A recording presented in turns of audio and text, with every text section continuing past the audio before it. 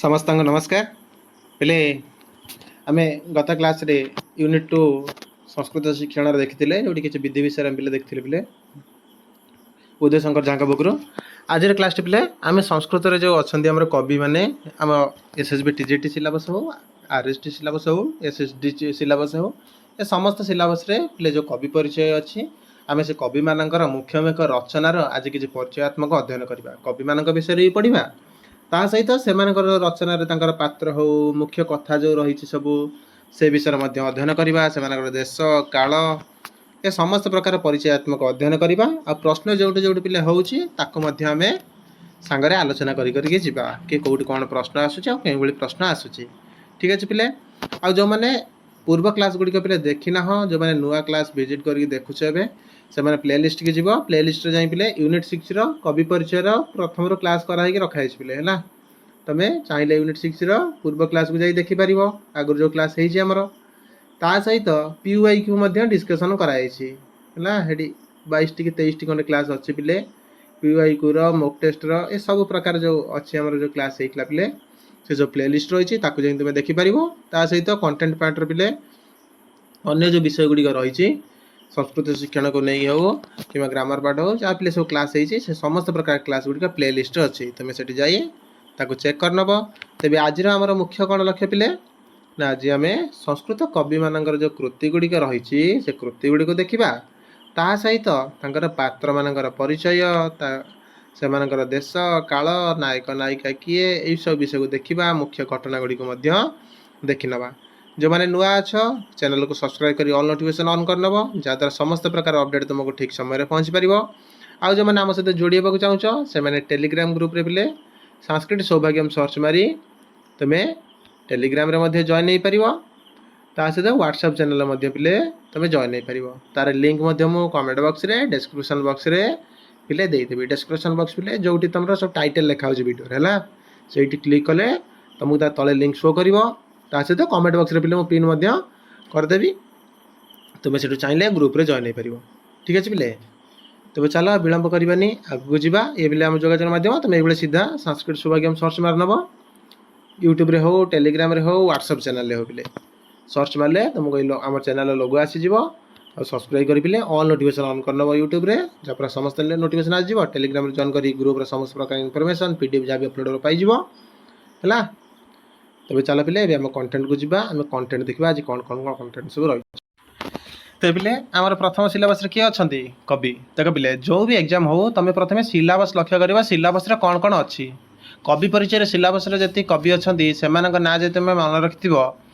भिन्न जब कौन रचना आसला अन्य कौन कवि ना ऑप्शन अच्छी ताल तुम सीधा काटिपार काटिदेक हाँ ये कवि तो आम सिलेबस ना तेज रचना हो ही है कारण से सिलेबस बाहर पे प्रश्न तुमको पचारे ना सिलेबस भितर ही प्रश्न पचारे तुम चाहिए से काटिक पे तुम भूल मात्रा को कमे पार तो पे प्रथम आम भाषांग विषय देखा कारण भाषा ही आम प्रथम अच्छा भाषांग विषय देखा मुख्य रचना पे मुझे पे सब रचना को आड करना मुख्य मुख्य रचना जो रही जो सब प्रश्न आसूँ तार परिचयात्मक अध्ययन आम करवा आउ जो मैंने पे अन्य कृति से सब विभाग सब जाना चाहो से प्रीवियस क्लास को जीव प्रत्येक कविंर सेपरेट क्लास अच्छी ताकू जाकि देखी नब ठीक अच्छे पे तथापि परिचयात्मक कही रखुच्छी पे जानते भाषा रचना पे केतोटी अच्छी ना 13टी रही आ जोटा को ये टी गणपति शास्त्री प्रथम कही कि भाषा रचना हो पे 13टी है से 13टी ना मन रखा तार उपविभाग गुड़िक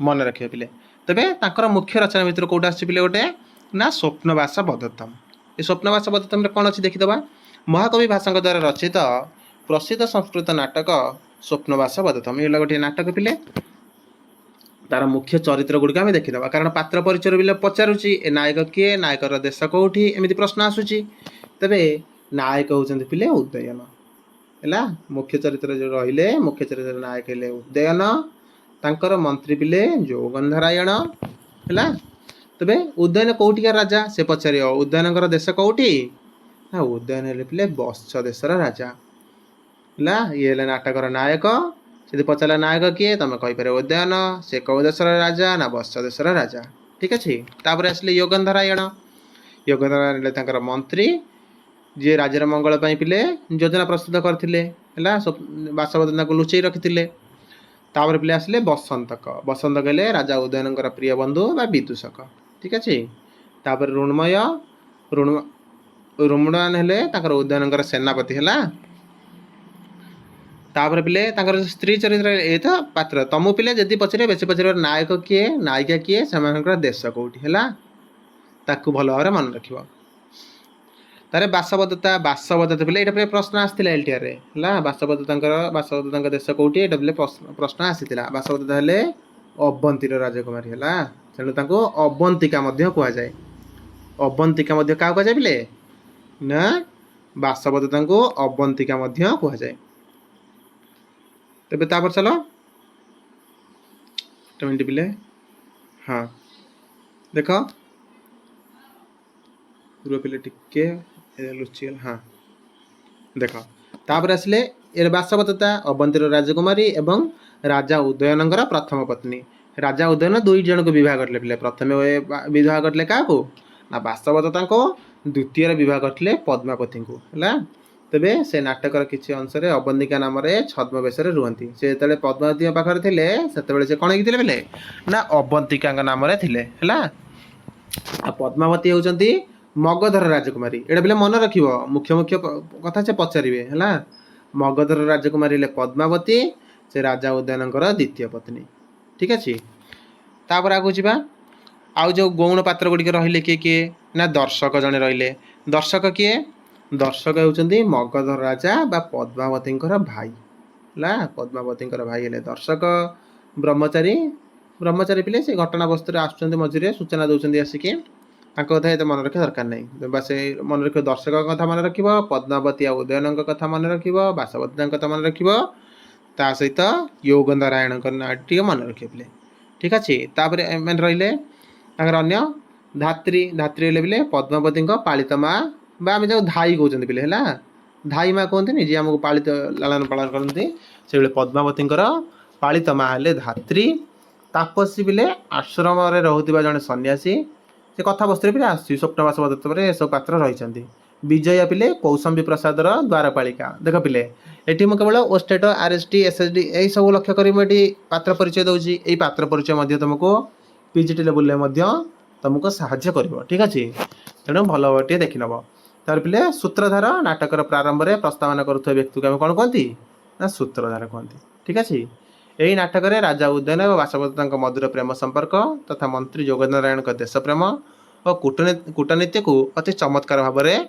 वर्णना कौटी ना स्वप्न बासवदत्ता आम जदि टिके सामान्य कथा वस्तु सहित जानी नवा ताले आमको विषयटी पिले सहजरे मन रही है आ जो रहा आम पत्नी नारायण से पचार ये स्वप्न बासवदत्ता केतोटी अंक रही पिले ना 6टी अंक जोटार जोटा पिले डिवाइड हो मन रखिए जमी स्वप्न बासवदत्ता आमर केतोटी अंक है ना 6टी अंक होगा से भाई भाषा जो अन्य कृति गुड़िक रहा से कृति गुड़िकर कौन कौन विभाग होती कार के अंकर अच्छी कि कार कौन अच्छी सब टिके ध्यान दब है तार पिले तार कथा वस्तु दिखाई निम्न घटनावली गुड़िक निम्न कराला कौन हो पिले कथा वस्तु ना मंत्री योजना उदयन हृत राज्य फेराई आने मंत्री योगनारायण एक योजना से घोषणा करती जे लाबणाक ग्राम निआ लगे फल राणी बासवदत्ता और से निजे मृत्युवरण कर लाबणाक ग्राम मृत्यु होली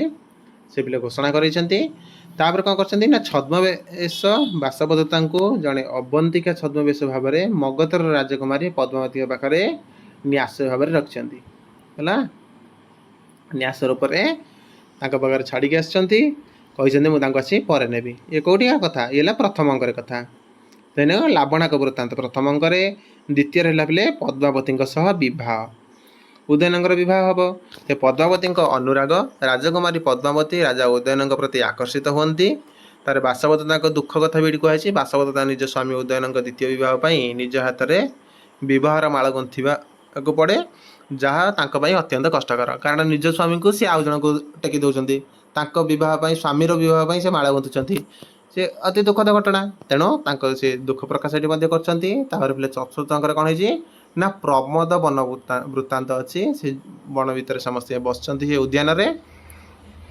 ସେଠି କ'ଣ ହେଇଛି ନା ଉଦୟନଙ୍କର ସ୍ମୃତି ହେଇଛି ବିଲେ। ତାଙ୍କ ସ୍ମୃତି ବିଷୟରେ କହିଛି। ଉଦୟନ ପଦ୍ମାବତୀକୁ ବିବାହ କରିଥିଲେ ମଧ୍ୟ ସେ ବାସବଦତ୍ତାଙ୍କୁ ଭୁଲି ପାରିନାହାନ୍ତି।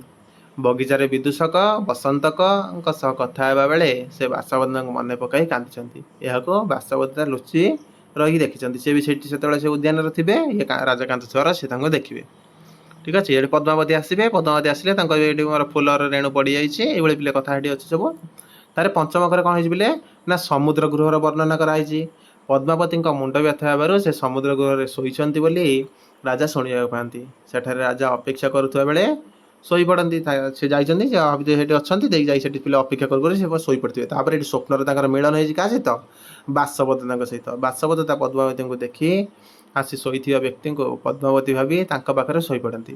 ନିଦରେ ଉଦୟନ ବାସବଦତ୍ତାଙ୍କ ନାମ ଧରି ଡାକନ୍ତି। ବାସବଦତ୍ତା ତାଙ୍କ ପ୍ରଶ୍ନର ଉତ୍ତର ଦିଅନ୍ତି। ରାଜାଙ୍କ ନିଦ ଭାଙ୍ଗିଯାଏ, କିନ୍ତୁ ସେ ବାସବଦତ୍ତାକୁ ଛାଇ ପରି ଦେଖନ୍ତି। ଏଥିପାଇଁ ନାଟକର ନାମ ସ୍ୱପ୍ନ ବାସବଦତ୍ତମ ହୋଇଛି ବିଲେ। ସେ ପଚାରିବ ସ୍ୱପ୍ନ ବାସବଦତ୍ତମର ସ୍ୱପ୍ନାଙ୍କ କେଉଁଟା ନା ପଞ୍ଚମ ଅଙ୍କରେ। କ'ଣ ପାଇଁ? କାରଣ ଏଇଠି ସେ ସ୍ୱପ୍ନରେ କାହା ସହିତ ପିଲେ ସାକ୍ଷାତକାର ହେଇଛି ତାଙ୍କର? ବାସବଦତ୍ତାଙ୍କ ସହିତ। ସେ ବାସବଦତ୍ତାଙ୍କ ସ୍ପର୍ଶ ପିଲେ ପାଇଛନ୍ତି, କିନ୍ତୁ ଛାଇ ଆଉଡ଼ରେ ତାଙ୍କର ନିଦ ଆଉଡ଼ରେ ସିଏ ଆଉ ଜାଣିପାରିନାହାନ୍ତି। ତେଣୁ ଏଇଟା ସ୍ୱପ୍ନାଙ୍କ ବିଲେ ସେ ଭାବୁଛନ୍ତି ସ୍ୱପ୍ନ ଦେଖୁଛି ବୋଲି, ତେଣୁ ସ୍ୱପ୍ନାଙ୍କ ବିଲେ ଏଇଟାକୁ ମଧ୍ୟ କୁହାଯାଏ। ତାର ଷଷ୍ଠରେ କ'ଣ ହେଇଛି ବିଲେ ନା ପୁନର୍ମିଳନ ହେଇଛି ତାଙ୍କର। ଘୋଷବତୀ ବୀଣାର ପ୍ରାପ୍ତି ହେଇଛି। ଏଇଟା ପିଲେ ପଚାରିବ, ଦେଖ ଏଇଟା ମୁଖ୍ୟ କଥା। ସେ ପଚାରିବ ଘୋଷବତୀ ବୀଣା କେଉଁଠି ପ୍ରାପ୍ତ ହେଇଛି, ସ୍ୱପ୍ନାଙ୍କ କହିଲେ କେଉଁ ଅଙ୍କକୁ କୁହାହେଉଛି ହେଲା, ତାକୁ ଟିକେ ମନେ ରଖିବ। କହିଛି ଉଦୟନଙ୍କ ପ୍ରିୟ ବୀଣା ଘୋଷବତୀ। ସେ ପଚାରିବ ଉଦୟନଙ୍କର ବୀଣାର ନାମ କ'ଣ ନା ଘୋଷବତୀ ହେଲା, ଯାହା ବାସବଦତ୍ତାଙ୍କ ସ୍ମୃତିକୁ ଅଧିକ ତାଜା କରିଦିଏ। ଆଉ କ'ଣ ହେଇଛି ବିଲେ ସତ୍ୟର ପ୍ରକାଶ। ସତ୍ୟର ପ୍ରକାଶ କ'ଣ ନା ଶେଷରେ ଯୋଗେନ୍ଦାରାୟଣ ନିଜ ପ୍ରକୃତ ପରିଚୟ ଦିଅନ୍ତି ଏବଂ ବାସବଦତ୍ତା ଜୀବିତ ଥିବା କଥା ପ୍ରକାଶ ପାଏ। ଉଦୟନ ନିଜର ପ୍ରିୟା ବାସବଦତ୍ତାଙ୍କୁ ଫେରି ପାଆନ୍ତି ଏବଂ ଶତ୍ରୁ ଉପରେ ବିଜୟ ଲାଭ କରି ନିଜ ରାଜ୍ୟ ମଧ୍ୟ ଫେରି ପାଆନ୍ତି। ସେ ତାଙ୍କ ଶେଷରେ ତାଙ୍କ ପ୍ରଥମ ପତ୍ନୀଙ୍କୁ ପାଇଛନ୍ତି, ତାଙ୍କ ରାଜ୍ୟକୁ ମଧ୍ୟ ଫେରି ପାଇଛନ୍ତି। ଏ ହେଲା ପିଲେ ମୋଟାମୋଟି ଉପରେ ସ୍ୱପ୍ନ ବାସବଦତ୍ତମର ପରିଚୟ।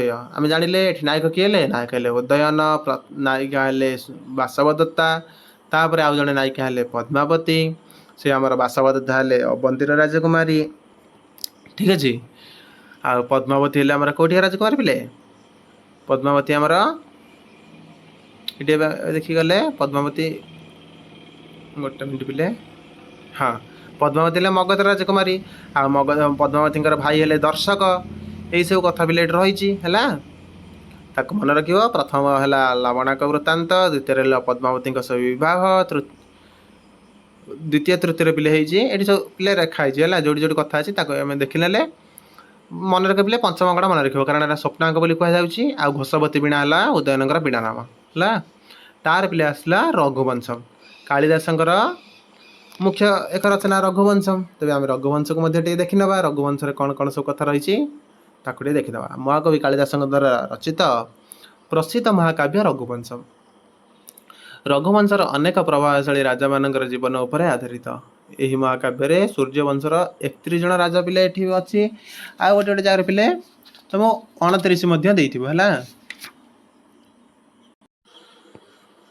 ସେ ରାଜାମାନଙ୍କ ବିଷୟରେ ବର୍ଣ୍ଣନା ଅଛି ପିଲେ। ତମ ଏଠି ସେ ରାଜାଙ୍କ ନାମ ଏତେ ପଚାରିବନି। ଯଦି ପଚାରିବ ଅନ୍ତିମ ରାଜା କିଏ ଥିଲେ ପଚାରିବ, ଅନ୍ୟଥା ଯଦି ମୁଖ୍ୟ ମୁଖ୍ୟ କଥା କ'ଣ ରହିଛି ତାକୁ ପଚାରିବ। ଏତେ ପିଲେ ଗଭୀରକୁ ବି ସେ ଯାଉନି ହେଲା। ତ ମୁଖ୍ୟ ଏ ରଘୁବଂଶ କିଏ ଲେଖିଛନ୍ତି, ରଘୁବଂଶ ଗୋଟେ କ'ଣ ଅଟେ, ଏଇଭଳି ପ୍ରଶ୍ନ ଆସୁଛି ପିଲେ ହେଲା। ତାପରେ ଦେଲେ ପିଲେ ପ୍ରଥମେ ଆସିଲେ ଦିଲ୍ଲୀପଙ୍କ କଥା। ପ୍ରଥମେ ଏଠି ପିଲେ ମୁଖ୍ୟ ଭାବରେ ବର୍ଣ୍ଣନା କରାଯାଇଛି। ମହାକାବ୍ୟର ପ୍ରଥମ ମୁଖ୍ୟ ରାଜା ହେଲେ ଦିଲ୍ଲୀପ। ସେ ଜଣେ ଧର୍ମପରାୟଣ ରାଜା ଥିଲେ ଏବଂ ସନ୍ତାନ ପ୍ରାପ୍ତି ପାଇଁ ନନ୍ଦିନୀ ଗାଈର ସେବା କରୁଥିଲେ ହେଲା। ଏଇଟା ପିଲେ ପ୍ରଶ୍ନ ମଧ୍ୟ ଆସିଛି ଓଷ୍ଟେଟରେ ଆଗରୁ, କି ଦିଲ୍ଲୀପ କାହାର ସେବା କରି ପୁତ୍ର ଲାଭ କରିଥିଲେ ନା ନନ୍ଦିନୀଙ୍କର ହେଲା, ଯେ କାମଧେନୁଙ୍କର ପୁତ୍ରୀ। ତାପରେ ପିଲେ ରଘୁ ଆସିବେ। ରଘୁ ହେଲେ ଦିଲ୍ଲୀପଙ୍କର ପୁତ୍ର, ତାଙ୍କ ନାମ ଅନୁସାରେ ରଘୁବଂଶ ହେଇଛି। ରଘୁଙ୍କ ନାମ ହିସାବରେ ରଘୁବଂଶ ହେଇଛି ପିଲେ। ସେ ଜଣେ ମହାନ ବିଜୟୀ ଓ ଦାନବୀର ରାଜା ଥିଲେ। ତାପରେ ପିଲେ ଆସିଲେ ଅଜ। ଅଜ ହେଲେ ରଘୁଙ୍କର ପୁତ୍ର। ସେ ଇନ୍ଦୁମତୀଙ୍କୁ ସ୍ୱୟଂବରରେ ବିବାହ କରିଥିଲେ। ସେ ପଚାରେ ପିଲେ ଇନ୍ଦୁମତୀ କାହାର ପତ୍ନୀ? ଯଦି ପଚାରିଲା ତାହେଲେ ତାର କାହାର ପତ୍ନୀ? ସେ ନା ରଘୁଙ୍କର ପତ୍ନୀ ବୋଲି ଲେଖିବ। ଠିକ୍ ଅଛି। ତାର ପିଲେ ଦଶରଥ। ଦଶରଥ ହେଲେ ଅଜଙ୍କର ପୁତ୍ର, ଯେ ରାମଙ୍କର ପିତା। ଜାଣିଛ ପିଲେ ତାଙ୍କର 3 ଜଣ ପତ୍ନୀ ମଧ୍ୟ ଥିଲେ, କାହାର? ଦଶରଥଙ୍କର। ତାର ପିଲେ ଆସିଲେ ଶ୍ରୀରାମ। ଆଉ ଶ୍ରୀରାମଙ୍କ କଥା ତମେ ଜାଣିଛ, ତାଙ୍କ କଥା ଛାଡ଼। ତାପରେ ଶ୍ରୀରାମଙ୍କ ଉପରେ କିଏ ଆସିଲେ ପିଲେ ତାଙ୍କର ଶାସନ କଲେ ନା ତାଙ୍କ ପୁତ୍ର କୁଶ ଶାସନ କଲେ। कुशଙ୍କ पुत्र अतिथि तापर पिले शासन कले अग्निवर्ण हेले पिले अंतिम राजा रघुवंशर अंतिम राजा हेले अग्निवर्ण यहाँ पिले प्रश्न आसी एसएसबी पीजीटी भी आसी एसएसबी भी आसी ओस्टेट आसी तेणु एक मन रख अग्निवर्ण पिले रघुवंशर अंतिम राजा प्रथम राजा हेले दिलीप है दिलीप नंदिनी सेवा करते तार पिले आसले प्रमुख चरित्र आ किए अच्छा सब चरित्र टी शुणिन ना सुदक्षिणा हेले पिले राजा दिलीपर पत्नी यहाँ भी पिले प्रश्न आसला भाई प्रश्न है प्रथम कथा और शेष कथा पचारती बेसी तार पिले इंदुमती ले राजा अजंकर पत्नी तार अजंकर अत्यंत शोक अच्छी तापर पिले सीता सीता जांच तार कुमुद्वती हेले राजा कुशंकर पत्नी है कुशंक पत्नी हेले कुमुद्वती तार पिले आसले आउ जो मैंने अन्य पात्र रहिले वशिष्ठ हेले कुलगुरु तापर नंदिनी हेले पिले कामधेनुंकर कन्या बा कामधेनुंकर पुत्री नंदिनी जहाँ आशीर्वाद दिलीप संतान प्राप्ति करते कौश्च ऋषि हेले पिले बरतंतुंकर शिष्य है जे राजा रघुंक पाखक गुरु दक्षिणा साहाय्य मागे आसते ये पिले अच्छी सब किसी किसी कथा ये तापर तार मुख्य घटना गुड़िक देख है मुख्य घटना गुड़िक कौन अच्छे 19 सर्ग अच्छी पिले रघुवंशर केतोटी सर्ग ना 19 सर्ग तार आसला प्रमुख घटना कौन रहा प्रथम सर्ग कथा आम देखी ना प्रथम और द्वितीय सर्ग कौन रहा प्रथम सर्ग आसला राजा दिलीप संतान प्राप्ति कुलगुरु वशिष्ठ परामर्श क्रमे कामधेनु कन्या नंदिनी गाईर सेवा करने को संकल्प करती प्रथम से संकल्प कले आउ नंदिनी गाई को सेवा करने पिले बाहरी पड़े द्वितीय कहला नंदिनी को एक सिंह कबल रक्षा करने दिलीप निज जीवन देवाक प्रस्तुत होता राजा निष्ठार संतुष्ट हो नंदिनी पुत्र प्राप्तिर वरदान दियंती है ये द्वितीय सर्ग कथा सब रही तार पिले तृतीय सर्ग कौन है ना तृतीय सर्ग रघुंकर जन्म एवं तांकर पराक्रम से इंद्र सह युद्ध कर पिता अश्वमेध यज्ञ घोड़ा रक्षा कर अश्वमेध यज्ञ घोड़ा को इंद्र सहित युद्ध कर चतुर्थ रघु राजा होगापर चतुर्दिग जय कर दिग्विजय यात्रा किए ना रघु है से विषय ये वर्णना कर चतुर्थ सर्ग पंचम सर्ग कौन कराई ना रघुंकर विश्वज यज्ञ कर सबु संपत्ति दान कर सी तापर बरतंतु शिष्य कौश को गुरु दक्षिणा देवाई से कुबेर को जय कर सुवर्ण वृष्टि कर गुरु दक्षिणा से कुबेर को हराई पाखु समस्त धन सम्पत्ति आनी पिले अजाड़ी देती आसले पिले तृतीय कौन है तृतीय मुख्य घटना पिले ना 6 नंबर कौन पिले ना राजकुमार अजंक सहित विदर्भ राजकुमार इंदुमती स्वयंवर से बह होपर इंदुमती अकाल मृत्यु होती पिले अष्टम सर्ग पत्नी वियोग राजा विलाप हो पचार पिले अज विलाप कौटी अच्छी ना रघुवंशर अष्टम सर्ग अच्छी अज विलाप है यहाँ मन रखिए पिले अज विलापटा पचारे पीजीटी लेवल पचारे अज विलाप कौटी अच्छी ना अष्टम सर्ग तापर जीवा तार आसला नवम सर्ग कौन देला ना नवम सर्ग राजा दशरथंकर शासन एवं भूर्वशतः श्रवण कुमार बध से एमती पचारे सीधा पचारे श्रवण कुमार बध रघुवंशम कौ सर्ग अच्छी ना नवम सर्ग अज विलाप अष्टम सर्ग है दशम सर्ग कौन है देवता मान प्रार्थना भगवान विष्णु दशरथ पुत्र भाव जन्म ग्रहण करने को स्थिर करती पिले एकादश एकादश बेले पिले रामादि जन्म हो पिले है दशम सर्ग पिले रामादि जन्म हो दशम सर्ग तो सी विष्णु चिंता कले दशम सर्ग राम जन्म राम जन्म पचारे पिले राम जन्म के रघुवंश कहुई राम जन्म पिले दशम सर्ग लिखे है राम जन्म दशम सर्ग रही एकादश सर्ग पिले से विश्वामित्र सहित वन को जाती जो ताड़का बध होती सीता सहित बह से द्वादश सर्ग रामायण संक्षिप्त सारांश रही वनवास सीताहरण रावण बध यह सब विषय रही 13 नंबर पिले लंका विजय कथा कहुई पुष्पक विमान अयोध्या प्रत्यावर्तन कथा रही तापर पिले 14 नंबर सर्ग श्री रामंकर राज्याभिषेक आर लोकावाद को शुणी से सीता को वर्जन कर सीता त्याग पचारा चतुर्दश सीता त्याग होती आ राज्याभिषेक पिले है 15 लवकुशंकर जन्म ଅଶ୍ୱମେଧ ଯଜ୍ଞ ଆଉ ଶେଷରେ ପିଲେ ସ୍ୱର୍ଗାରୋହଣ ଏଇସବୁ ବିଷୟରେ ଏଠି ବର୍ଣ୍ଣନା କରାଯାଇଛି। ଏଠି ରାମଙ୍କର ପୁତ୍ର କୁଶ ଅୟୋଧ୍ୟା ନଗରୀର ପୁନରୁଦ୍ଧାର କରନ୍ତି। 17ରେ ପିଲେ କୁଶଙ୍କ ପୁତ୍ର ଅତିଥିଙ୍କର ଆଦର୍ଶ ଶାସନ ବିଷୟରେ ବର୍ଣ୍ଣନା କରାଯାଇଛି। 18ରେ ରଘୁବଂଶର ଅନ୍ୟାନ୍ୟ ରାଜାମାନଙ୍କର ବର୍ଣ୍ଣନା କରାଯାଇଛି। ତାର 19 ନମ୍ବର ପିଲେ ରଘୁବଂଶର ଶେଷ ରାଜା ଅଗ୍ନିବର୍ଣ୍ଣଙ୍କ ଅତ୍ୟଧିକ ବିଳାସ ପ୍ରିୟତା, ସେ ପ୍ରଜାପାଳନ ଛାଡ଼ି ଭୋଗ ବିଳାସରେ ନିମ୍ନ ହେବାରୁ ବଂଶର ପତନ ଘଟିଛି। ଏ ବିଷୟରେ ମଧ୍ୟ 19 ସର୍ଗରେ କୁହାଯାଇଛି। ହେଲେ ପିଲେ ରଘୁବଂଶ କଥା। ତାପରେ ଆମେ ଦେଖିବା ଅଭିଜ୍ଞାନ ଶାକୁନ୍ତଳମରେ କ'ଣ ଅଛି। କାରଣ ପିଲେ ମୁଖ୍ୟ ରଚନାକୁ ଆମେ ଦେଖି ଯିବା। ତ ଅଭିଜ୍ଞାନ ଶାକୁନ୍ତଳମ ପିଲେ ତୁମେ ଜାଣିଛ ଯେଉଁଠି 7ଟି ଅଙ୍କର ଅଛି ଆଉ କାଳିଦାସଙ୍କର ରଚନା। ତେବେ ଏଠି ମୁଖ୍ୟ ପାତ୍ର କିଏ କିଏ ସବୁ ରହିଛନ୍ତି? କହିଲେ ଦୁଷ୍ୟନ୍ତ, ଯିଏ ହସ୍ତିନାପୁରର ରାଜା। ଯଦି ପଚାରେ ଦୁଷ୍ୟନ୍ତ କୋଉଠିକା ରାଜା ପିଲେ? ଦୁଷ୍ୟନ୍ତ ଇଏ ହେଲେ ହସ୍ତିନାପୁରର ରାଜା। ଆଉ ଶକୁନ୍ତଳା ପିଲେ ମେନକା ବିଶ୍ୱାମିତ୍ରଙ୍କର କନ୍ୟା। ସେ ପଚାରେ ତାଙ୍କର ମା କିଏ? ନା ମେନକା, ପିତା ହେଲେ ବିଶ୍ୱାମିତ୍ର, ଯିଏ ନାଟକର ନାୟିକା ହେଲା। ତାର ପିଲେ କଣ୍ୱ ହେଲେ ଶକୁନ୍ତଳାଙ୍କର ପାଳିତ ପିତା, ଯିଏ ଆଶ୍ରମର ମୁଖ୍ୟ ଋଷି ଥିଲେ ହେଲା, କୁଳପତି ଥିଲେ। ତାର ପିଲେ ଆସିଲେ ଦୁର୍ବାସା ହେଲେ ଜଣେ ଋଷି, ଯିଏ ଅଭିଶାପ ଦେଇଥିଲେ କାହାକୁ? ଶକୁନ୍ତଳାଙ୍କୁ ଅଭିଶାପ ଦେଇଥିଲେ। ଶକୁନ୍ତଳାଙ୍କର ସଖୀ 2 ଜଣ ଥିଲେ କିଏ? ଅନସୂୟା ଆଉ ଜଣେ ହେଲେ ପିଲେ ପ୍ରିୟମ୍ବଦା। ତେବେ ଅନସୂୟା କିଏ? ନା ଅନସୂୟା ହେଲେ ଶକୁନ୍ତଳାଙ୍କର ଅତି ପ୍ରିୟ ଏବଂ ବିଜ୍ଞ ସଖୀ। ଆଉ ପ୍ରିୟମ୍ବଦା ହେଲେ ଯେ ପ୍ରିୟ କଥା କହୁଥିଲେ ପିଲେ, ସବୁବେଳେ ମଧୁରଭାଷୀ। ପଚାରେ ମଧୁରଭାଷୀ କିଏ ଥିଲେ? ନା ମଧୁରଭାଷୀ ହେଲେ ପ୍ରିୟମ୍ବଦା। ସେଥିପାଇଁ ତ ପ୍ରିୟମ୍ବଦା, ସେ ପ୍ରିୟ ବଚନ କୁହନ୍ତି ବୋଲି ତାଙ୍କ ନାଁ ପ୍ରିୟମ୍ବଦା ହେଇଛି ହେଲା। ଆଉ ଯେଉଁ ଅନ୍ୟାନ୍ୟ ମୁଖ୍ୟ ଚରିତ୍ର ଗୁଡ଼ିକ କିଏ କିଏ ରହିଲେ? ନା ସର୍ବଦମନ, ଭରତ, ଇଏ ଦୁଷ୍ୟନ୍ତ ଏବଂ ଶକୁନ୍ତଳାଙ୍କର ପୁତ୍ର। ସେ ପଚାରିବ ଶକୁନ୍ତଳାଙ୍କର ପୁତ୍ର କିଏ? ନା ସର୍ବଦମନ ବା ଭରତ, ଯିଏ ସିଂହ ଶିଶୁର ଦାନ୍ତ ଗଣୁଥିବେ ପିଲେ। ତାପରେ ଆସିଲେ ମାଧବ୍ୟ ହେଲେ ରାଜା ଦୁଷ୍ୟନ୍ତଙ୍କର ପ୍ରିୟ ବନ୍ଧୁ ତଥା ବିଦୂଷକ। ସେ ପଚାରିବ ଅଭିଜ୍ଞାନ ଶାକୁନ୍ତଳାର ବିଦୂଷକ କିଏ? ନା ମାଧବ୍ୟ। ଏଇଟା ପିଲେ ମନେ ରଖିବ। ଆଉ ସାଙ୍ଗରବ ସାରଦ୍ୱତ ହେଲେ ମହର୍ଷି କଣ୍ୱଙ୍କର 2 ଶିଷ୍ୟ, ଯିଏ ଶକୁନ୍ତଳାଙ୍କ ସହିତ ହସ୍ତିନାପୁର ପର୍ଯ୍ୟନ୍ତ ଯାଇଥିଲେ। ସେ ପଚାରିବ କି ଶକୁନ୍ତଳାଙ୍କୁ ହସ୍ତିନାପୁର କେଉଁ 2 ଜଣ ଶିଷ୍ୟ ନେଇକି ଆସିଥିଲେ? ନା ସାଙ୍ଗରବ ଆଉ ସାରଦ୍ୱତ ହେଲା।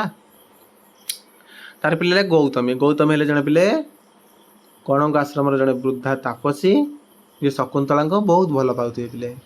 ତାହେଲେ ମାତଳି ହେଲେ ପିଲେ ଦେବରାଜଙ୍କ ଇନ୍ଦ୍ରଙ୍କର ସାରଥୀ। ଏଇଟା ମଧ୍ୟ ଏବିଜିଟ୍ର ପିଲେ ପ୍ରଶ୍ନ ଆସିଛି। ପଚାରେ ଅଭିଜ୍ଞାନ ଶାକୁନ୍ତଳମରେ ଯେଉଁ ଇନ୍ଦ୍ରଙ୍କର ସାରଥୀ କିଏ? ନା ମାତଳି।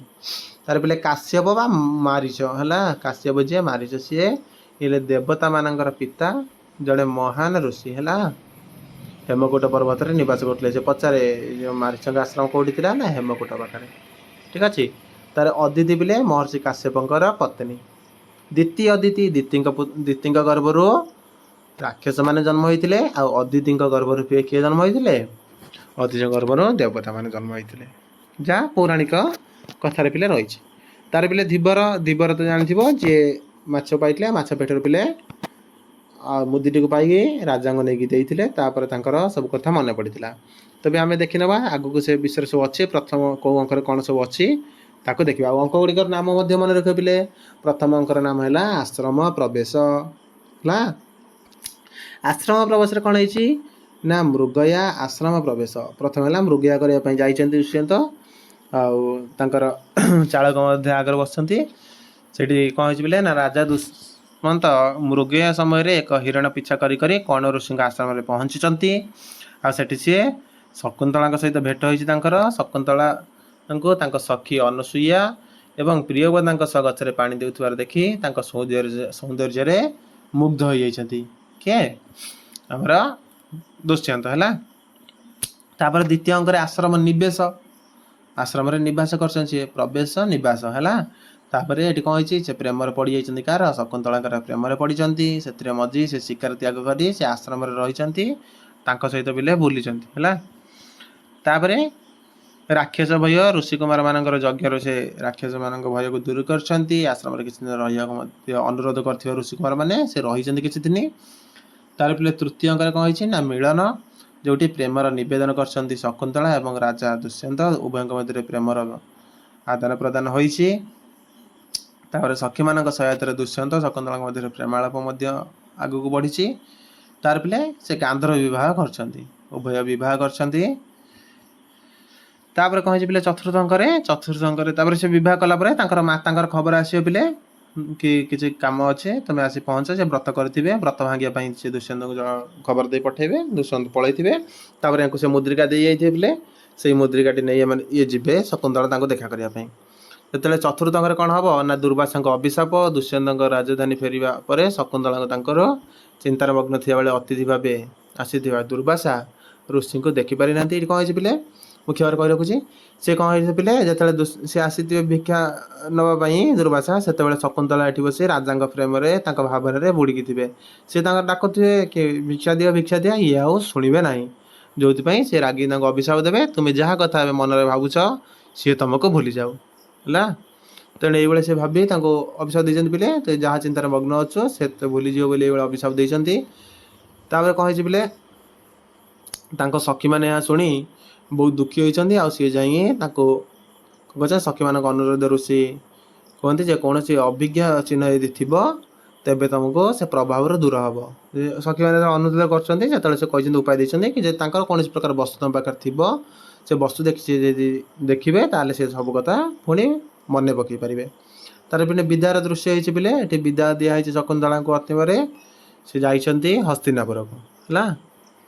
ତାର ପଞ୍ଚମାଙ୍କରେ କ'ଣ ହେଇଛି, ପଞ୍ଚମାଙ୍କରେ ସିଏ ଆଉ ତାଙ୍କୁ ଚିହ୍ନି ପାରିନାହାନ୍ତି। ଚିହ୍ନଟ କରିବାରେ ବିଫଳତା। ଶକୁନ୍ତଳା ରାଜା ଦରବାରରେ ପହଞ୍ଚିଛନ୍ତି, କିନ୍ତୁ ଅଭିଶାପ ଯୋଗୁଁ ଦୁଷ୍ୟନ୍ତ ତାଙ୍କୁ ଚିହ୍ନି ପାରିନାହାନ୍ତି। ସେଠି ମୁଦି ବି ହଜିଯାଇଛି। ଶଚୀ ତୀର୍ଥରେ ତାଙ୍କର ମୁଦି ହଜିଯାଇଛି ହେଲା। କେଉଁଠି ଅଛି ପିଲେ ନା ଶଚୀ ତୀର୍ଥରେ ତାଙ୍କର ମୁଦି ହଜିଯାଇଛି। ତେଣୁ ତାଙ୍କୁ ଆଉ ଦୁଷ୍ୟନ୍ତ ଚିହ୍ନି ନାହାନ୍ତି, ଯେହେତୁ ଅଭିଶାପର ପ୍ରଭାବ ଥିଲା। ତେଣୁ ସିଏ କାନ୍ଦି କାନ୍ଦି ପିଲେ ଫେରି ଆସିଛନ୍ତି। ତାର ଷଷ୍ଠ ଅଙ୍କରେ କ'ଣ ହେଇଛି ପିଲେ, ଏଇ ଷଷ୍ଠ ଅଙ୍କରେ ମୁଦ୍ରା ପ୍ରାପ୍ତି। ସେଇଥର ପଚାରିଲା ପିଲେ ଧୀବର ବୃତ୍ତାନ୍ତ କେଉଁଠି ଥିଲା ହେଲା। ଅଭିଜ୍ଞାନ ଶାକୁନ୍ତଳମର ଧୀବର ବୃତ୍ତାନ୍ତ କେଉଁ ଅଙ୍କରେ ଥିଲା ନା ଷଷ୍ଠ ଅଙ୍କରେ ପିଲେ ହେଲା। ଏଇଠି ଜଣେ ଧୀବର ସେ କ'ଣ କରିଛନ୍ତି ପିଲେ ମାଛ ଧରୁ ମାଛ ପାଇଛନ୍ତି। ମାଛ ଗର୍ଭରୁ ସେ ମୁଦ୍ରିକାଟି ପାଇ ଆଣିକି ରାଜାଙ୍କୁ ଦେଇଛନ୍ତି। ଯାହାପରେ ସେ ଶକୁନ୍ତଳାଙ୍କ କଥା ତାଙ୍କର ମନେ ପଡ଼ିଛି, ତାଙ୍କର ସ୍ମୃତି ଫେରିଆସିଛି। ସେ ପଶ୍ଚାତାପ ମଧ୍ୟ କରିଛନ୍ତି ଆଉ ଶକୁନ୍ତଳାଙ୍କୁ ଖୋଜିବାରେ ଲାଗିଛନ୍ତି ପିଲେ। ତାର ପୁନର୍ମିଳନ ପିଲେ ଇନ୍ଦ୍ରଙ୍କ ସହାୟତା। ରାଜା ଦୁଷ୍ୟନ୍ତ ଦେବରାଜ ଇନ୍ଦ୍ରଙ୍କ ଯୁଦ୍ଧରେ ସାହାଯ୍ୟ କରି ସ୍ୱର୍ଗରୁ ଫେରୁଥିବା ବେଳେ ମାରିଚଙ୍କ ଆଶ୍ରମରେ ଅଟକିଛନ୍ତି। ଆଉ ସେ ମାରିଚଙ୍କ ଆଶ୍ରମରେ କିଏ ରହୁଥିଲେ, ଶକୁନ୍ତଳା ଏବଂ ତାଙ୍କ ପୁତ୍ର ଭରତ ରହୁଥିଲେ ପିଲେ। ସେଠି ଭରତଙ୍କ ସହିତ ତାଙ୍କର ଭେଟ ହୋଇଛି। ଭରତ ଏଠି ସିଂହ ଶିଶୁ ସହିତ ଖେଳୁଥିବାର ଦେଖିଲେ, ଆଉ ସେ ତାଙ୍କର ଦାନ୍ତ ଗଣୁଥିବାର ଦେଖିବେ। ଆଉ ସେ ଭରତଙ୍କର ଅନ୍ୟ ନାମ କ'ଣ ପିଲେ ନା ଶର୍ମଦମନ। ତାପରେ ସେଠି ଅପରାଜିତା କବଚ ତାଙ୍କ ଠାଇଁ ବନ୍ଧା ହେଇଛି ପିଲେ, ଏ ଯେଉଁ ଭରତଙ୍କ ଠାଇଁ। ଆଉ ସେଠି ତାଙ୍କର ମାତା ପିତାଙ୍କ ବିନା ଆଉ ଅନ୍ୟମାନେ ତାଙ୍କର ଆତ୍ମୀୟ ସ୍ୱଜନ ବିନା ଆଉ ଯିଏ ତାଙ୍କୁ ଛୁଇଁବ ତାଙ୍କ ସୁରକ୍ଷା ବାହିନୀ ବନ୍ଧା ହେଇଥିବ। ତେଣୁ ରାଜା ତାଙ୍କୁ ଛୁଇଁଛନ୍ତି, ତାଙ୍କର କିଛି ହୋଇନି। ସେ ସେଠୁ ତାଙ୍କର ସେଠି ସବୁ ଖବର ପାଇ ସେଠୁ ସେ ଜାଣିପାରିବେ କିଏ ତାଙ୍କର ପୁତ୍ର ବୋଲି। ତାପରେ ଶେଷରେ ତାଙ୍କର ମିଳନ ହେଇଛି ପିଲେ। ଏଇସବୁ କଥା ଏଠି ବର୍ଣ୍ଣନା ହେଇକି କେଉଁଠି ଅଭିଜ୍ଞାନ ଶାକୁନ୍ତଳରେ। ତ ମନେ ରଖିବ ସାତଟି ଯାକ ଅଙ୍କର ନାମ, ଯେମିତି ଆଶ୍ରମ ପ୍ରବେଶ, ନିବେଶ, ମିଳନ, ବିଦ୍ୟା, ପଶ୍ଚାତାପ, ଏଇଭଳିଆ ଯେଉଁ ଅଛି ଯେଉଁ ପିଲେ ତାକୁ କ୍ରମରେ ମନେ ରଖିବ। ସାତଟି ଅଙ୍କ ରହିଲେ ମନେ ରଖିବ, ତାର ମୁଖ୍ୟ ମୁଖ୍ୟ କଥାକୁ ମଧ୍ୟ ମନେ ରଖିବ। ତାର ପିଲେ ଆସିଲେ କୁମାର ସମ୍ଭବ। କୁମାର ସମ୍ଭବ ଦେଖିଦେବା। ଇଏ ମଧ୍ୟ କାଳିଦାସଙ୍କର ଜଣେ ଗୋଟିଏ ପ୍ରମୁଖ ରଚନା। ପିଲାମାନେ ପ୍ରମୁଖ ରଚନାକୁ ଦେଖିନେବା, କାରଣ ତୁମର ସବୁଠୁ ଅଧିକ ପ୍ରଶ୍ନ କେଉଁଠି ଆସିବ, ଭାଷାଙ୍କ ରଚନାରେ ଆସିବ, ଅନ୍ୟଥା କାଳିଦାସଙ୍କ ରଚନାରେ ଆସିବ। ପାତ୍ର ପରିଚୟ ବି ଯଦି ପଚାରିବ ଏଇ ଦୁଇଟିର ପିଲା ଅଧିକ ପଚାରିବ ହେଲା। ତାପରେ ଅନ୍ୟ ଆଡ଼ୁ ପିଲେ ବହୁତ କମ୍ ପଚାରେ। ତେବେ କୁମାର ସମ୍ଭବ ପିଲେ କାଳିଦାସଙ୍କର ତୁମେ ଜାଣିଛ ଏଠି ପିଲେ ହେଲା। ଏଠି କ'ଣ ହେଇଛି ପିଲେ କୁହାଯାଏ କି 8ଟି ସର୍ଗ ପର୍ଯ୍ୟନ୍ତ କାଳିଦାସ ରଚନା କରିଥିଲେ। ଆଉ ମଲ୍ଲିନାଥଙ୍କର ଯେଉଁ ଟୀକା ରହିଛି ପିଲେ 8ଟି ସର୍ଗ ପର୍ଯ୍ୟନ୍ତ ହିଁ ମିଳେ। ସମୁଦାୟ ପିଲେ 17ଟି ସର୍ଗ ହେଲା। କାଳିଦାସଙ୍କ ଦ୍ୱାରା 8ଟି ଲେଖା ହେଇଛି, ଅନ୍ୟ ଗୁଡ଼ିକ ପରେ ଲେଖାଯାଇଛି ବୋଲି କୁହାଯାଏ। ତେବେ ପ୍ରଥମ ସର୍ଗରେ କ'ଣ ହେଇଛି, ପ୍ରଥମ ସର୍ଗରେ ଉମାଙ୍କର ଉତ୍ପତ୍ତି ବା ପାର୍ବତୀଙ୍କର ଜନ୍ମ କଥା ଅଛି ପିଲେ। ହିମାଳୟଙ୍କ ବର୍ଣ୍ଣନା ଏବଂ ପାର୍ବତୀଙ୍କର ଜନ୍ମ କଥା ପ୍ରଥମ ସର୍ଗରେ ରହିଛି। ଆଉ ନାରଦଙ୍କର ଭବିଷ୍ୟବାଣୀ ଯେ ପାର୍ବତୀ ଭଗବାନ ଶିବଙ୍କୁ ବିବାହ କରିବେ, ଏଇ ମଧ୍ୟ ପ୍ରଥମ ସର୍ଗ ରହିଛି। ଦ୍ୱିତୀୟ ସର୍ଗରେ ତାରକାସୁର ବୃତ୍ତାନ୍ତ ରହିଛି ହେଲା। ତାରକାସୁର ଅତ୍ୟାଚାରରେ ଦେବତାମାନେ ଭୟଭୀତ ହୋଇ ବ୍ରହ୍ମାଙ୍କ ଶରଣାପନ୍ନ ହେବା କଥା ଏଠି ରହିଛି। ତା ସହିତ ବ୍ରହ୍ମା କହିଲେ ଯେ କେବଳ ଶିବ ପାର୍ବତୀଙ୍କ ପୁତ୍ର ହିଁ କ'ଣ କରିପାରିବ ନା ତାରକାସୁରର ବଧ କରିପାରିବ। ତେଣୁ ସେ ବିଷୟରେ ଏଠି ବର୍ଣ୍ଣନା କରାଯାଇଛି। ତୃତୀୟ ସର୍ଗରେ ମଦନ ଦହନ। ମଦନ କହିଲେ ପିଲେ କାମଦେବଙ୍କର। କାମଦେବ ଶିବଙ୍କର ଧ୍ୟାନ ଭାଙ୍ଗିବାକୁ ଯାଇଛନ୍ତି, ଯାହାପରେ ତାଙ୍କର କ୍ରୋଧାଗ୍ନିରେ ସେ ଭସ୍ମ ହୋଇଯାଇଛନ୍ତି। ତେଣୁ ଚତୁର୍ଥ ସର୍ଗରେ କ'ଣ ହେଇଛି, ରତି ବିଳାପ। ଏଇଟା ପିଲା ମଧ୍ୟ ଗୋଟେ ଇମ୍ପୋର୍ଟାଣ୍ଟ କଥା, ଏକ ମନେ ରଖିବ କି ରତି ବିଳାପ କରିଛନ୍ତି ହେଲା। ଯେହେତୁ ତାଙ୍କ ସ୍ୱାମୀଙ୍କର ଏଠି ଭସ୍ମ ହୋଇଯାଇଛି ପିଲେ, ସ୍ୱାମୀ ଭସ୍ମ ହେଇଯିବାରୁ ସେ କହିଛନ୍ତି ସେଇଠି ରତିଙ୍କର ବିଳାପଟି ଦେଖିବାକୁ ମଧ୍ୟ ମିଳିଛି ପିଲେ ହେଲା। କେଉଁଠି ଆମର ଚତୁର୍ଥ ସର୍ଗରେ ପଚାରି ଏଠି ଅଜ ବିଳାପ ଯେମିତି ଅଷ୍ଟମ ସର୍ଗରେ ଗଲା ରଘୁବଂଶର ସେଭଳି ଚତୁର୍ଥ ସର୍ଗରେ ଏଠି ପିଲେ କୁମାର ସମ୍ଭବରେ ରତି ବିଳାପ ରହିଛି, ତାକୁ ଟିକେ ଧ୍ୟାନ ଦେବ। ତାର ପଞ୍ଚମ ସର୍ଗରେ ପିଲେ ତପର ଫଳ ଲାଭ ହେଇଛି, ଶିବଙ୍କୁ ପାଇବା ପାଇଁ ପାର୍ବତୀଙ୍କର କଠୋର ତପସ୍ୟା, ଶିବ ଜଣେ ବ୍ରହ୍ମଚାରୀ ବେଶରେ ପାର୍ବତୀଙ୍କୁ ପରୀକ୍ଷା କରିବା ଏବଂ ଶେଷରେ ପାର୍ବତୀଙ୍କ ଭକ୍ତିରେ ସନ୍ତୁଷ୍ଟ ହୋଇ ନିଜକୁ ସମର୍ପଣ କରିବା ବିଷୟ ଏଠି ରହିଛି ହେଲା। ତାର ପିଲେ ଷଷ୍ଠ ସର୍ଗରେ କ'ଣ ହେଇଛି ନା ଶିବ ସପ୍ତର୍ଷିମାନଙ୍କୁ ହିମାଳୟଙ୍କ ପାଖକୁ ବିବାହ ପ୍ରସ୍ତାବ ନେଇ ପଠାଇବା ଆଉ ହିମାଳୟ ସାନନ୍ଦେ ଏହି ପ୍ରସ୍ତାବ ଗ୍ରହଣ କରିବା। ସପ୍ତର୍ଷିମାନେ ଯାଇଛନ୍ତି ଶିବଙ୍କ ପଟେ ନେଇକି ତାଙ୍କର କ'ଣ ପିଲେ ତାଙ୍କର ବିବାହ ପାଇଁ ପ୍ରସ୍ତାବ ନେଇକି ଯାଇଛନ୍ତି ଆଉ ତାଙ୍କର ବିବାହ ମଧ୍ୟ ଏଠି ହେଇଛି। ସପ୍ତମ ସର୍ଗରେ ଉମାଙ୍କ ପରିଣୟ, ଉମାଙ୍କ ସହିତ ଶିବଙ୍କର ମିଳନ ହେଇଛି ପିଲେ, ଦିବ୍ୟ ବିବାହ ଉତ୍ସବ ଏଠି ବର୍ଣ୍ଣନା କରାଯାଇଛି। ଅଷ୍ଟମ ସର୍ଗରେ ଉମା ସୁରତଙ୍କ ବର୍ଣ୍ଣନା, ଶିବ ପାର୍ବତୀଙ୍କର ଗନ୍ଧମାର୍ଦ୍ଦନ ପର୍ବତରେ ବିଳାସ ପ୍ରେମର ବର୍ଣ୍ଣନା କରାଯାଇଛି କେଉଁଠି ଅଷ୍ଟମ ସର୍ଗରେ, ତାଙ୍କର ପ୍ରେମ କଥା ତାଙ୍କର ବିଳାସ କଥା ଏସବୁ ବର୍ଣ୍ଣନା ହେଇଛି ଅଷ୍ଟମ ସର୍ଗରେ। ଆଉ ନବମରୁ ସପ୍ତଦଶ ସର୍ଗରେ ହୋଇଥିଲେ ପରବର୍ତ୍ତୀ ସର୍ଗ ଗୁଡ଼ିକରେ କାର୍ତ୍ତିକେୟଙ୍କର ଜନ୍ମ, ତାଙ୍କର ସେନାପତି ପଦରେ ଅଭିଷେକ ଏବଂ ଶେଷରେ ତାରକାସୁର ବଧ ବିଷୟରେ କ୍ରମରେ ବର୍ଣ୍ଣନା ହେଇଛି ହେଲା। ତ ମନେ ରଖିବ ପାର୍ବତୀଙ୍କର ଜନ୍ମ କେଉଁଠି ହେଇଛି ଆଉ ତାଙ୍କର ବିବାହ କେଉଁଠି ହେଇଛି କେଉଁ ଅଙ୍କରେ ତାକୁ ଧ୍ୟାନ ଦେବ। ତାର ପିଲେ ସର୍ଗ କ୍ଷେତ୍ର ରହିଲା ତାକୁ ମନେ ରଖିବ ପିଲେ, ଆଉ ବେଶୀ ଗଭୀର ଯିବା ଦରକାର ନାହିଁ, ଆମେ ବାସ୍ ପରିଚୟ ଆମର ମନେ ଥିବା ଦରକାର, ଆମେ ଟିକେ ଜାଣିଥିଲେ ଆମର ଟିକେ ଆଉ ଅସୁବିଧା ହେବ ନାହିଁ। ତାର ପିଲେ ମାଳବିକା ଅଗ୍ନିମିତ୍ରମ୍, ମାଳବିକା ଅଗ୍ନିମିତ୍ରମରେ କ'ଣ ହେଇଛି ପିଲେ, ଏହା ହେଉଛି ମହାକବି କାଳିଦାସଙ୍କ ଦ୍ୱାରା ରଚିତ ପ୍ରଥମ ନାଟକ। ଏଥିରେ 5ଟି ଅଙ୍କରେ ବିଭକ୍ତ ଥିଲେ, ମାଳବିକା ଅଗ୍ନିମିତ୍ରରେ 5ଟି ଅଙ୍କରେ ଅଛି। ଏଥିରେ ଶୃଙ୍ଗବଂଶର ରାଜା ଅଗ୍ନିମିତ୍ର ଓ ମାଳବିକାଙ୍କ ପ୍ରେମ କାହାଣୀ ବର୍ଣ୍ଣନା ହେଇଛି। ଏ ପଚାରିବ ଯଦି କାହାର ବର୍ଣ୍ଣନା ହେଇଛି, ମାଳବିକା ଅଗ୍ନିମିତ୍ରରେ ନାୟକ କିଏ, ନାୟକ ହେଲେ ଅଗ୍ନିମିତ୍ର, ନାୟିକା ହେଲେ ମାଳବିକା, ଆଉ ଏଇ ଅଗ୍ନିମିତ୍ର ହେଲେ ଶୃଙ୍ଗବଂଶର ରାଜା ହେଲା। ତ ମୁଖ୍ୟ ଚରିତ୍ର ଗୁଡ଼ିକ ଦେଖିନିଅ। ଅଗ୍ନିମିତ୍ର ହେଲେ ନାଟକର ନାୟକ, ବିଦିଶାର ଶୃଙ୍ଗ ସମ୍ରାଟ ହେଲା, ବିଦିଶାର ଶୃଙ୍ଗର ସମ୍ରାଟ ହେଲେ କିଏ ଅଗ୍ନିମିତ୍ର। ମାଳବିକା ହେଲେ ନାଟକର ନାୟିକା, ଯେ ପ୍ରକୃତରେ ବିଦର୍ଭର ରାଜକୁମାରୀ କିନ୍ତୁ ପରିସ୍ଥିତି ଚକ୍ରରେ ଜଣେ ପରିଚାରିକା ଭାବେ ଆଶ୍ରୟ ନେଇଛନ୍ତି। ଇଏ ହେଲେ କେଉଁଠିକାର ବିଦର୍ଭର ରାଜକୁମାରୀ କିଏ ନା ମାଳବିକା। ତ ମନେ ରଖିବ ଦେଶ କାଳ ପଚାରୁଛନ୍ତି, ତେଣୁ ତାକୁ ଟିକେ ତମେ ଭଲ ଭାବରେ ମନେ ରଖିବ। ତାର ପିଲା ଆସିଲେ ଆଉ ଜଣେ ହେଲେ ଗୌତମ, ଯିଏ ରାଜାଙ୍କର ପ୍ରିୟ ବନ୍ଧୁ ତଥା ବିଦୂଷକ। ମାଳବିକା ଅଗ୍ନିମିତ୍ରରେ ବିଦୂଷକ କିଏ ହେଲେ ନା ଗୌତମ। ଅଭିଜ୍ଞାନ ଶାକୁନ୍ତଳରେ ମାଧବ୍ୟ। ବିଦୂଷକଙ୍କ ନାମ ପିଲେ ମନେ ରଖିବ ହେଲା। ତାର ହେଲେ ଧାରିଣୀ, ଅଗ୍ନିମିତ୍ରଙ୍କର ମୁଖ୍ୟ ରାଣୀ, ଅଗ୍ନିମିତ୍ରଙ୍କର ମୁଖ୍ୟ ରାଣୀ ହେଲେ କିଏ ନା ଧାରିଣୀ। ସେଭଳି ଇରାବତୀ ଅଗ୍ନିମିତ୍ରଙ୍କର ଦ୍ୱିତୀୟ ରାଣୀ, ଯିଏ ମାଳବିକାଙ୍କ ପ୍ରତି ଅତ୍ୟନ୍ତ ଈର୍ଷାନ୍ୱିତ। ତ ମନେ ରଖିବ ପିଲେ ଅଗ୍ନିମିତ୍ରଙ୍କର ପ୍ରଥମ ରାଣୀ ହେଲେ ଧାରିଣୀ, ଦ୍ୱିତୀୟ ରାଣୀ ହେଲେ ଇରାବତୀ ହେଲା। ତାର ପିଲେ କୌଶିକୀ ହେଲେ ଜଣେ ପରିବ୍ରାଜିକା ବା ବ୍ୟାସନାଶିନୀ। ପରିବ୍ରାଜିକା ପିଲେ ମାନେ ବୁଲି ସବୁଆଡ଼େ ଭ୍ରମଣ ଅଟନ କରିକି ନିଜର ଜୀବନ ଯାପନ କରୁଥାନ୍ତି। ତାର ପିଲେ ଯେ ମାଳବିକାଙ୍କର ସୁରକ୍ଷା ମଧ୍ୟ ଦିଅନ୍ତି, ଜଣେ ତାପସୀ ଭଳି ପିଲେ ସେମାନେ ବୁଲୁଥାନ୍ତି ସବୁଆଡ଼େ। ତାର ପ୍ରମୁଖ ଘଟଣା ଏଠି ସବୁ ରହିଛି ପିଲେ। ପ୍ରଥମ ଅଙ୍କରେ କ'ଣ ହେଇଛି, ରାଜା ଅଗ୍ନିମିତ୍ର ଏବଂ ଚିତ୍ରପଟରେ ମାଳବିକାଙ୍କୁ ଦେଖି ପ୍ରତି ଆକୃଷ୍ଟ ହୁଅନ୍ତି। ମାଳବିକା ଦେଖିବା ପାଇଁ ବିଦୂଷକ 2 ଜଣ ନୃତ୍ୟ ଗୁରୁଙ୍କ ମଧ୍ୟରେ ଏକ ପ୍ରତିଯୋଗିତା ଆୟୋଜନ କରିଛନ୍ତି। ଏଇସବୁ କଥାଟି ବର୍ଣ୍ଣନା ହେଇଛି ପିଲେ, ଏସବୁ ଏତେ ଗଭୀରକୁ ଯିବା ଦରକାର ନାହିଁ ପିଲେ। ଏଠି ଦ୍ୱିତୀୟ ଅଙ୍କରେ କ'ଣ ହେଇଛି ପିଲେ, ଏଠି ମାଳବିକାଙ୍କର ନୃତ୍ୟ ପ୍ରଦର୍ଶନ ବିଷୟରେ ବର୍ଣ୍ଣନା କରାଯାଇଛି, ଏଠି ରାଜା ତାଙ୍କୁ ଦେଖିଛନ୍ତି।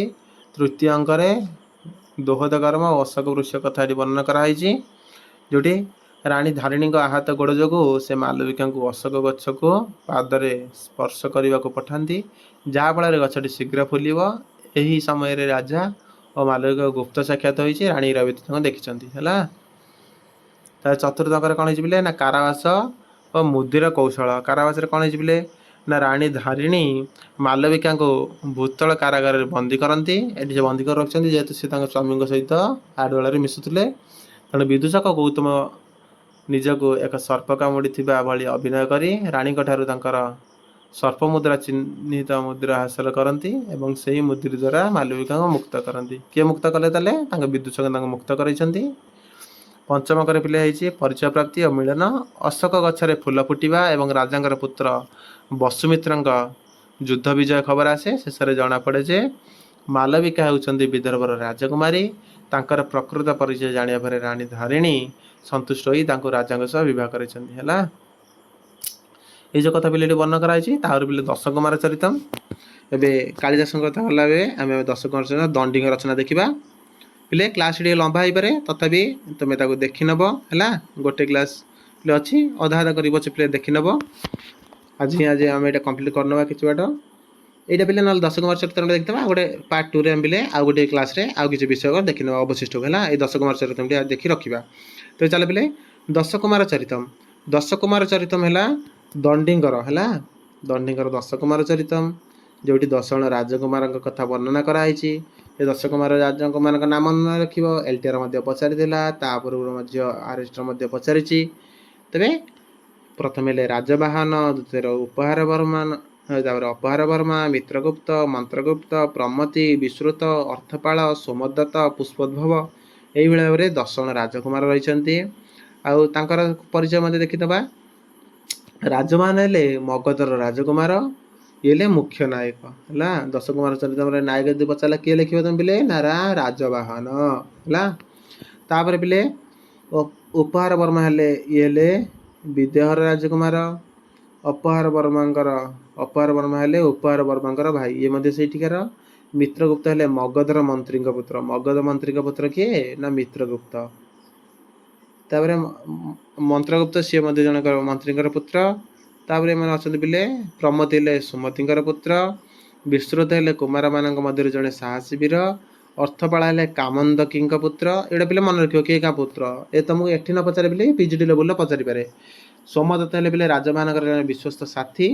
ପୁଷ୍ପୋଦ୍ଭବ ହେଲେ ଜଣେ ମନ୍ତ୍ରୀଙ୍କ ପୁତ୍ର, ଯିଏ ରାଜବାହନଙ୍କୁ ପ୍ରଥମେ ସାକ୍ଷାତ କରିଥିଲେ। ଏଇଭଳି ପିଲେ 10 ଜଣ ରାଜକୁମାରଙ୍କ କଥା ଅଛି। ଆଉ ତାଙ୍କର ସାହସିକତା ବୋଲି ବର୍ଣ୍ଣନା ହେଇଛି। ଏହି ସମସ୍ତ ରାଜକୁମାର ଶେଷରେ ମଗଧର ବିଜୟ ପାଇଁ ଏକତ୍ରିତ ହୋଇଥିଲେ। ଦଣ୍ଡିଙ୍କ ଦ୍ୱାରା ରଚିତ 10 କୁମାର ଚରିତମ୍ ସଂସ୍କୃତ ସାହିତ୍ୟରେ ଏକ ପ୍ରସିଦ୍ଧ ଗଦ୍ୟ କାବ୍ୟ। ଏଠି ଜାଣିଛ ପିଲେ ତାଙ୍କ ରଚନା କରାଯାଇଥିଲା। ଏଠି 10 ଜଣ ରାଜାଙ୍କ ବର୍ଣ୍ଣନା କରାଯାଇଥିଲା। ଏଠି କ'ଣ ପ୍ରଥମ କରାଯାଇଥିଲା ପିଲେ ତାର ମୁଖ୍ୟ ଘଟଣା ଗୁଡ଼ିକ ଦେଇଛି ମଧ୍ୟ। କୁମାରମାନଙ୍କର ବିଚ୍ଛେଦ। ପ୍ରଥମେ କୁମାରମାନେ ଅଲଗା ଅଲଗା ହେଇଥିଲେ। ମଗଧ ରାଜହଂସଙ୍କ ପୁତ୍ର ରାଜବାହନ। ଏଠି ପଚାରିଲେ ରାଜବାହନଙ୍କ ପିତା କିଏ ନା ରାଜହଂସ। ଏବଂ ତାଙ୍କ ମନ୍ତ୍ରୀପୁତ୍ରମାନେ ଦିଗ୍ବିଜୟ ପାଇଁ ବାହାରନ୍ତି। ଯାତ୍ରା ସମୟରେ ଏକ ଜଟିଳ ପରିସ୍ଥିତି ଯୋଗୁଁ ସମସ୍ତ 10 ଜଣ କୁମାର ପରସ୍ପର ଠାରୁ ଅଲଗା ହୋଇ ଭିନ୍ନ ଭିନ୍ନ ଦିଗକୁ ଚାଲିଯାଆନ୍ତି। ତାପରେ ରାଜବାହନଙ୍କ ଅଭିଯାନ। ତାପରେ ସମସ୍ତଙ୍କର ଦେଇଛି ପିଲେ। ରାଜବାହନଙ୍କର କ'ଣ ହେଲା ନା ରାଜବାହନ ଜଣେ ବ୍ରାହ୍ମଣକୁ ସାହାଯ୍ୟ କରିବାକୁ ଯାଇ ପାତାଳ ଲୋକରେ ପହଞ୍ଚିଛନ୍ତି। ସେଠାରେ ସେ ଅବନ୍ତୀ ସୁନ୍ଦରୀକୁ ପ୍ରେମ କରନ୍ତି। ତାଙ୍କ କାହାଣୀରେ ଯାଦୁକରୀ ବିଦ୍ୟା ଏବଂ ମାଲବ ରାଜା ମାନସାରଙ୍କର ସଂଘର୍ଷର ବର୍ଣ୍ଣନା ମଧ୍ୟ ଏଠି ରହିଛି ହେଲା। ପ୍ରଥମେ ହେଲା ଯାଦୁକରୀ ବିଦ୍ୟା ଆଉ ମାଲବ ରାଜା ମାନସାରଙ୍କ କଥା ମଧ୍ୟ ବର୍ଣ୍ଣନା ହେଇଛି। ତାର ଉପହାର ବର୍ମାଙ୍କର ସାହସ। ଉପହାର ବର୍ମା ନିଜର ପୈତୃକ ରାଜ୍ୟ ବିଦେହକୁ ଶତ୍ରୁ କବଳରୁ ମୁକ୍ତ କରିବା ପାଇଁ ଜଣେ ଚତୁର ଚୋରର ଛଦ୍ମବେଶ ଧାରଣ କରନ୍ତି। ସେ ଅତ୍ୟନ୍ତ କୂଟନୀତି ପ୍ରୟୋଗ କରି ଶତ୍ରୁକୁ ପରାସ୍ତ କରନ୍ତି। ଉପହାର ବର୍ମାଙ୍କ କଥା ଏଠି ରହିଲା। ଅପହାର ବର୍ମାଙ୍କର କ'ଣ ହେଇଛି? ଅପହାର ବର୍ମା କାଶୀ ନଗରୀରେ ଜଣେ ଆଦର୍ଶ ଚୋର ଭାବେ ପରିଚିତ ହୁଅନ୍ତି।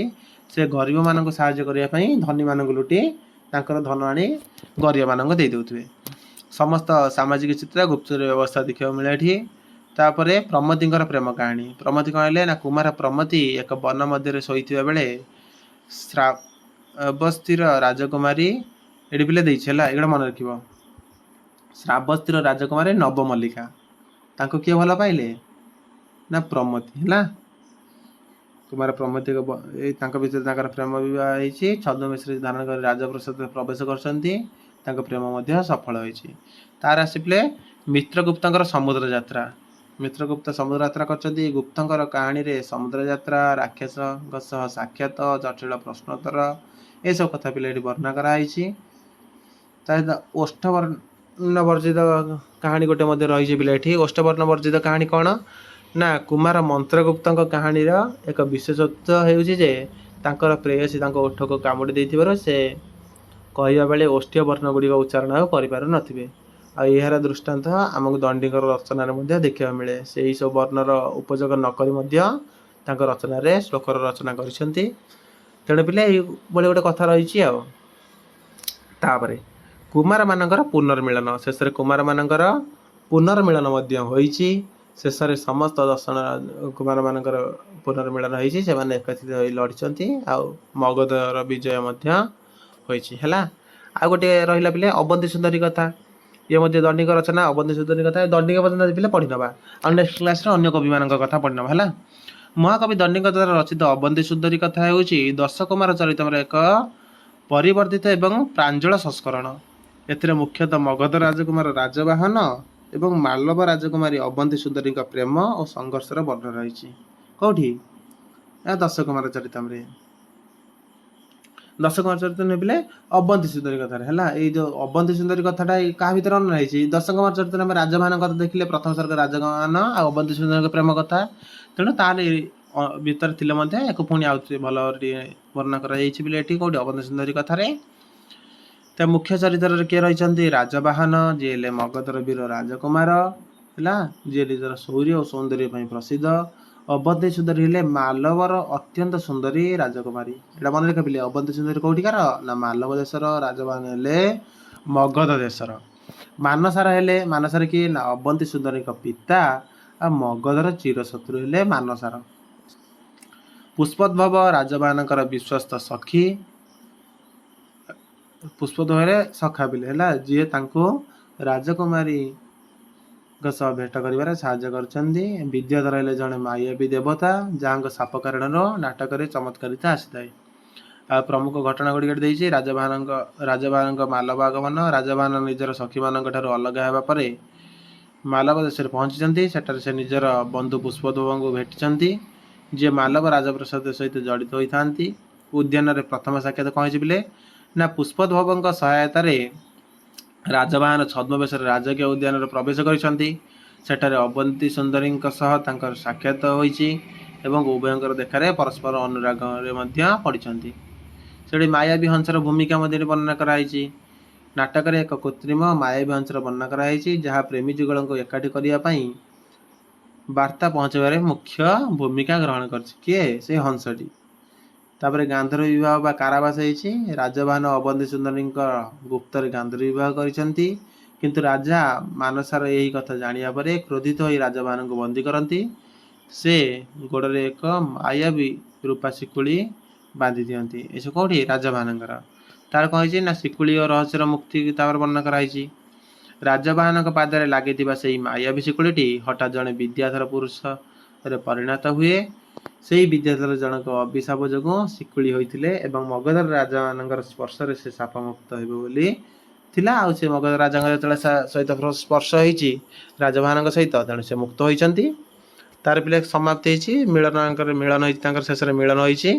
ଠିକ୍ ଅଛି ପିଲେ। ଆଉ କାବ୍ୟାଦର୍ଶ ଆଉ ଗୋଟେ ରଚନା ରହିଛି କାହାର? ଦଣ୍ଡିଙ୍କର, ଯେଉଁଠି ସଂସ୍କୃତ ସାହିତ୍ୟ ବିଷୟରେ ପିଲେ ବର୍ଣ୍ଣନା କରାଯାଇଛି। ଅଳଙ୍କାର ଶାସ୍ତ୍ର ବିଷୟରେ ବର୍ଣ୍ଣନା କରାଯାଇଛି।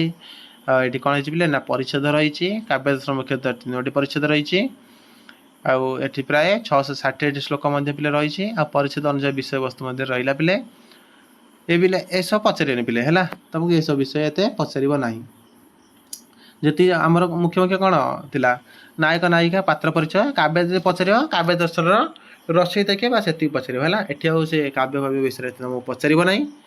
ଦେଖ ପିଲେ, ଯେତିକି ଆମେ ଏପର୍ଯ୍ୟନ୍ତ ପଢ଼ିଲେ, କାଳିଦାସଙ୍କର ପଢ଼ିଲେ, ଭାସଙ୍କର ପଢ଼ିଲେ, କାଳିଦାସଙ୍କର ପଢ଼ିଲେ, ବାଣଭଟ୍ଟଙ୍କର ପଢ଼ିଲେ ନା, ବାଣଭଟ୍ଟ ପିଲେ ଦଣ୍ଡିଙ୍କର ପଢ଼ିଲେ ହେଲା, ଦଣ୍ଡିଙ୍କ ରଚନା ପଢ଼ିଲେ। ଯେତିକି ରଚନା ପିଲେ ପଢ଼ିଲ, ତାର ମୁଖ୍ୟ ରଚନା ଗୁଡ଼ିକ ଏଠି ପିଲେ ମୁଁ ଆଡ଼୍ କରିନେଇଥିଲି। ତେବେ ସେଥିର ନାୟକ କିଏ, ନାୟିକା କିଏ, ବିଦୂଷକ କିଏ, ମୁଖ୍ୟ ଘଟଣା ଗୁଡ଼ିକର ଅଙ୍କ କ'ଣ, ତା ସହିତ ଅନ୍ୟ ପାତ୍ର ପରିଚୟକୁ ଟିକେ ଲକ୍ଷ୍ୟ କରିନେବ। ତା ସହିତ ପିଲେ ଆଉ ଯେଉଁ ରହିଛି ଆମର କବିମାନଙ୍କର ପରିଚୟାତ୍ମକ ଅଧ୍ୟୟନ, ତାଙ୍କର ଅନ୍ୟ କୃତି ଗୁଡ଼ିକୁ ପିଲେ ପ୍ରିଭିୟସ୍ ଯେଉଁ କ୍ଲାସ୍ ଗୁଡ଼ିକ ରହିଛି, ସେ ପ୍ରିଭିୟସ୍ କ୍ଲାସ୍ର ପ୍ଲେଲିଷ୍ଟରୁ ଗୋଟିଏ କ୍ଲାସ୍ ତାକୁ କଭର୍ କରିନେବ। ତା ସହିତ ପିଲେ ଏକ୍ସଟ୍ରାକୁ ୟାକୁ ମଧ୍ୟ ପଢ଼ିନେବ। ତୁମେ ପିଲେ ଦେଖିଦିଅ, ଯଦି ବିଶ୍ୱାସ ହେଉନି ତ ପୂର୍ବ ବର୍ଷର ପ୍ରଶ୍ନପତ୍ର ଦେଖିନେବ। ସେଠି ସେ ତାଙ୍କର ଦେଶ କାଳ ମଧ୍ୟ ପଚାରିଛି, କେଉଁ ଦେଶର ରାଜା, ସେଠି କେଉଁ କଥା ବୃତ୍ତାନ୍ତ ବର୍ଣ୍ଣନା ହେଇଛି, କେଉଁ ଅଙ୍କର ବର୍ଣ୍ଣନା ହେଇଛି, ଏମିତି ପ୍ରଶ୍ନ ଆସୁଛି ପିଲେ। ତେଣୁ ଆମେ ସବୁ ଦିଗରେ ପ୍ରସ୍ତୁତ ହୋଇ ରହିବା ଦରକାର। ତ ପିଲେ ଆଜି କ୍ଲାସ୍ରେ ଆମେ ଏତିକି ସବୁ ବିଷୟ ଦେଖିଲେ। ଆଉ କିଛି ବିଷୟ ପିଲେ ରହିଗଲା, କ୍ଲାସ୍ ଯେହେତୁ ଅଧିକ ଦୀର୍ଘ ହୋଇଯିବ, ତେଣୁ ଆଜି କ୍ଲାସ୍ରେ ଏତିକି ଥାଉ ପିଲେ। ଆମେ ପାର୍ଟ 2ରେ ଆଉ ଅନ୍ୟ ଯେଉଁ କୃତି ଗୁଡ଼ିକ ରହିଲା, ସେ ଉତ୍ତର ରାମଚରିତମ ହେଉ, ଆହୁରି ପିଲେ ବହୁତ ସାରା ବିଷୟ ରହିଯାଇଛି ଆମର, ଯେମିତି ବାଣଭଟ୍ଟଙ୍କର ରଚନା ରହିଛି ଆହୁରି ହେଲା। से अन्य विषय गुड़िक जो रही पिले ताको आमे नेक्स्ट क्लास रे देखि नबा।